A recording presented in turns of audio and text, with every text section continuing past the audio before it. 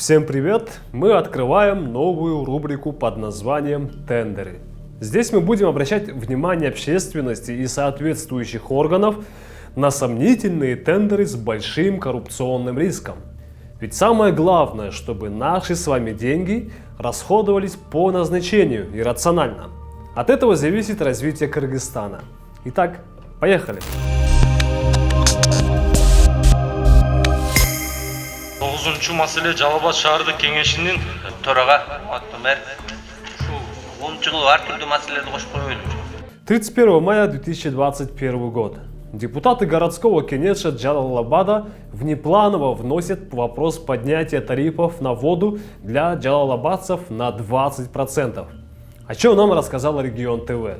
Азыр 850 тыйын суунун басычы. 850 тыйын 150 тыйынга көтөрүлөт. Ошондо 10 сом болот. 10 сом 20 тыйын. Азыр сессияда айтылып кеткендей очистнойлорду биринчи, экинчи, анан водопровод, канализацияларды жаңылоо. Анан бизде проектте каралган келишимдечи 40%га чейин көтөрүү. Азыркы учурда 20%га депутаттар колдоп беришти. В июне в СМИ появилась информация о том, что тарифы на воду все же подняли. В новостях пишут, что раньше с человека брали плату в 76 сомов. После поднятия цен сумма выросла до 91 сома с человека. А в октябре 2022 года подняли еще раз. А теперь посмотрим, из чего могла сложиться такая цена. То есть расходы Джалал-Абад водоканала.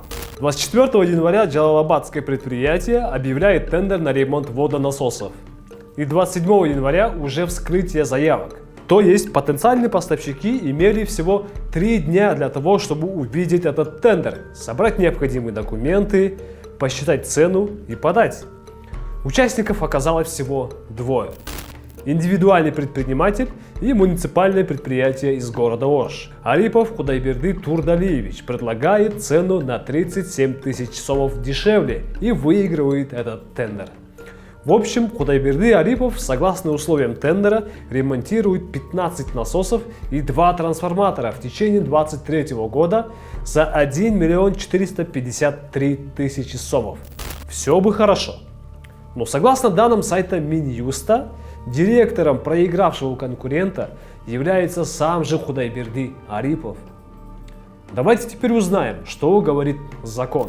В соответствии с частью 3 статьи 6 закона о госзакупках, закупающая организация, агент не может заключать контракт о закупках или рамочное соглашение с поставщиком или консультантом, если учредитель или руководитель является учредителем или руководителем другого поставщика или консультанта, участвующего в одной закупке.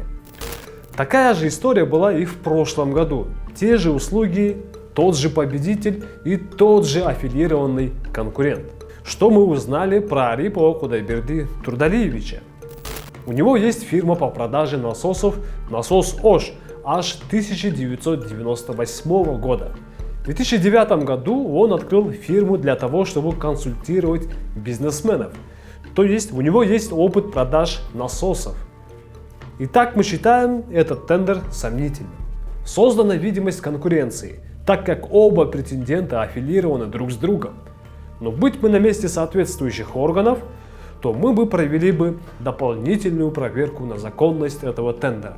Помимо аффилированности претендентов, посмотреть еще законность проведения тендера всего за 3 дня. Попросили бы счетную палату посчитать экономическую обоснованность этого тендера. Действительно ли ремонт насосов стоит 1,5 миллиона сомов? Невыгодно ли приглашать ремонтников по факту поломки или купить новый с гарантией? Но мы же не на месте соответствующих органов.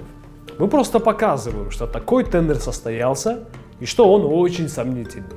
И мы будем показывать такие тендеры еще много и много раз. Будьте с нами, боритесь с нами за рациональные расходы наших с вами денег. Подписывайтесь на канал, комментируйте, ставьте лайки, делитесь. Пусть больше людей обратят внимание на эти проблемы. С вами был Ахтинер Капаров. До новых встреч.